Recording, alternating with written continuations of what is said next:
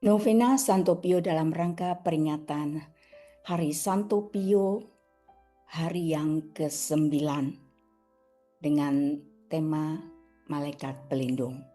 Bacaan dari Kisah Para Rasul bab 5 ayat 17 sampai 20. Akhirnya mulailah imam besar dan pengikut-pengikutnya, yaitu orang-orang dari mazhab Saduki, bertindak sebab mereka sangat iri hati.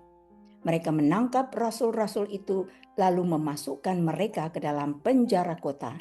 Tetapi waktu malam seorang malaikat Tuhan membuka pintu-pintu penjara itu dan membawa mereka keluar. Katanya, "Pergilah, berdirilah di bait Allah dan beritakanlah seluruh firman itu kepada orang banyak."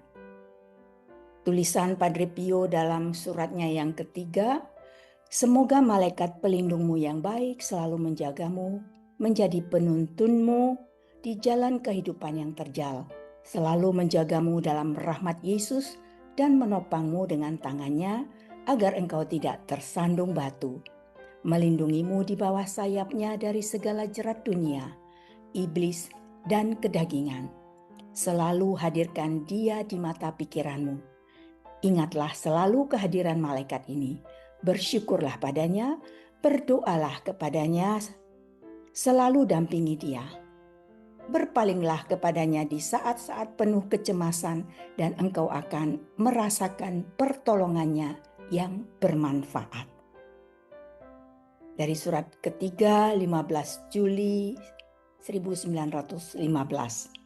Saudari-saudaraku terkasih,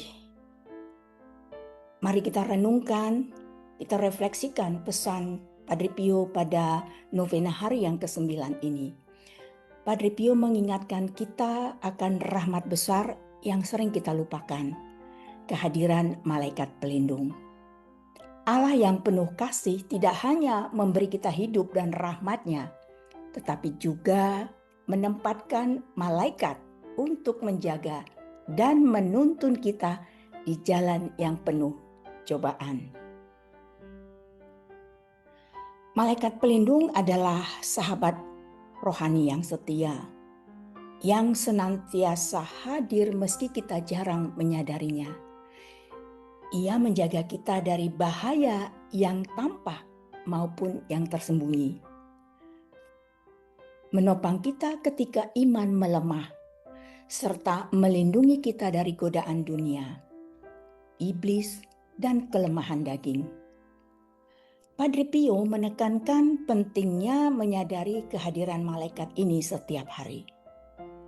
Menghadirkan dia dalam pikiran sebagai pengingat bahwa kita tidak pernah sendiri atau sendirian.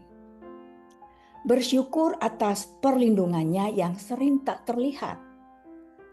Berdoa kepadanya seperti kita berbicara dengan sahabat yang setia. Bersandar padanya terutama dalam saat-saat cemas, gelisah, atau tertindas, karena ia selalu menolong.